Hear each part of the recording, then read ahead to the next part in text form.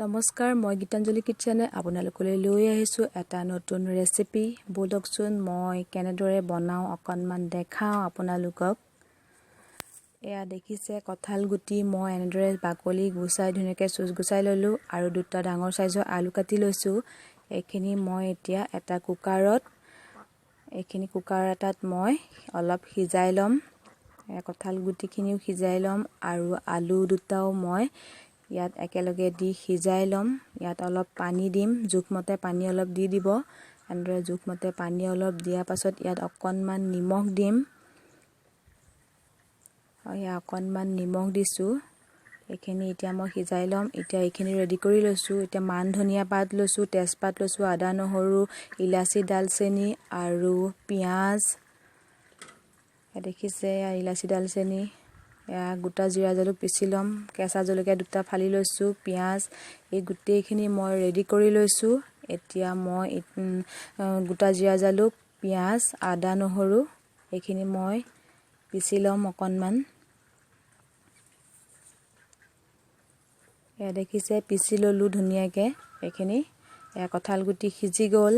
এইখিনি মই এতিয়া বনাম। এতিয়া এটা কেৰাহী পাতিছোঁ, ইয়াত অকণমান তেল জোখমতে দিছোঁ, তেজপাত দুটাও দি দিছোঁ, ইলাচি দালচেনিখিনিও অকণমান দি দিছোঁ।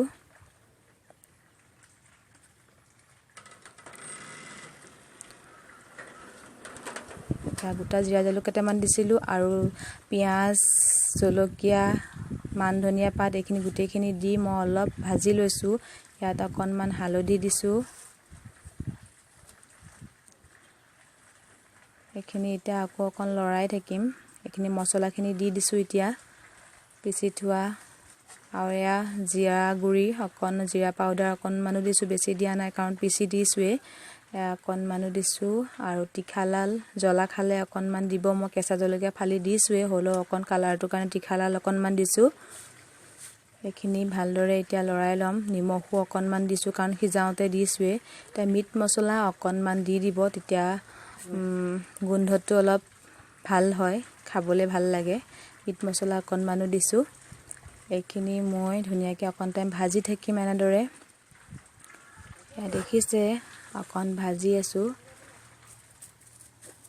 এতিয়া মই এইখিনি দেখিছে তেল ওলাইছে ধুনীয়াকৈ, মছলাটো হৈ গৈছে। কঁঠাল গুটিখিনি দি দিলোঁ এতিয়া ইয়াত। এইখিনি দি লৈ এনেদৰে অকণ টাইম ভাজি থাকিম। আমি কঁঠাল গুটি দি মাছৰ টেঙা এনেদৰে খাওঁৱেই, কিন্তু এনেদৰে জ্বলা খায় নে নাখায় নাজানো, কিন্তু মই খাওঁ। আমি এনেদৰে খাওঁ, ভাল লাগে। দেখিছে মোৰ কঁঠাল গুটি চব্জি ৰেডি হৈ গ'ল। এনেদৰে বনাই খাই চাবচোন, বহুত টেষ্টি হয় আৰু খাবলৈ সঁচাই বহুত ভাল লাগে।